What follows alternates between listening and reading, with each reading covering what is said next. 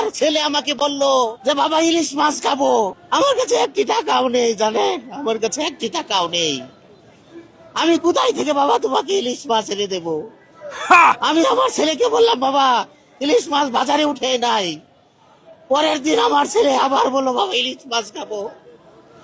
কিন্তু আমার কাছে একটি টাকাও নেই। আমি আমার ছেলেকে কোথায় থেকে ইলিশ মাছ এনে দেবো? আর এটা লজ্জার বিষয়। আমি আমার বাচ্চা তখন ছোট, একদিন একটা ফার্মের মুরগি কিনেছিলাম বাচ্চাকে খাওয়ানোর জন্য, আজ থেকে 20 বছর আগে।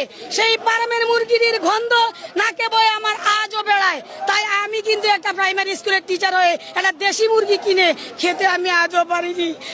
আর ছেলে আমাকে বলল যে বাবা ইলিশ মাছ খাবো। আমার কাছে একটি টাকাও নেই, জানেন, আমার কাছে একটি টাকাও নেই। আমি কোথায় থেকে বাবা তোমাকে ইলিশ মাছ এনে দেবো? আমি আমার ছেলেকে বললাম বাবা ইলিশ মাছ বাজারে উঠে নাই। পরের দিন আমার ছেলে আবার বললো বাবা ইলিশ মাছ খাবো।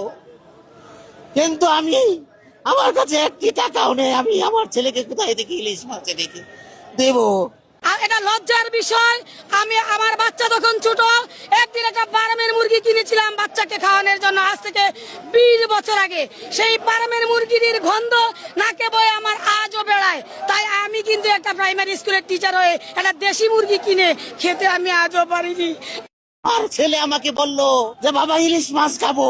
আমার কাছে একটি টাকাও নেই, জানেন, আমার কাছে একটি টাকাও নেই। আমি কোথায় থেকে বাবা তোমাকে ইলিশ মাছ এনে দেবো?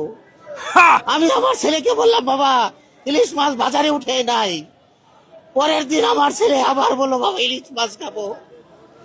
কিন্তু আমার কাছে একটি টাকাও নেই। আমি আমার ছেলেকে কোথায় থেকে ইলিশ মাছ এনে দেবো?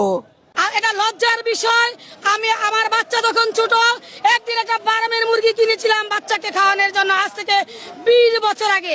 সেই ফার্মের মুরগির গন্ধ নাকে বয়ে আমার আজও বেড়ায়। তাই আমি কিন্তু একটা প্রাইমারি স্কুলের টিচার হয়ে একটা দেশি মুরগি কিনে খেতে আমি আজও পারিনি। আর ছেলে আমাকে বলল যে বাবা ইলিশ মাছ খাবো। আমার কাছে একটি টাকাও নেই, জানেন, আমার কাছে একটি টাকাও নেই। আমি কোথায় থেকে বাবা তোমাকে ইলিশ মাছ এনে দেবো?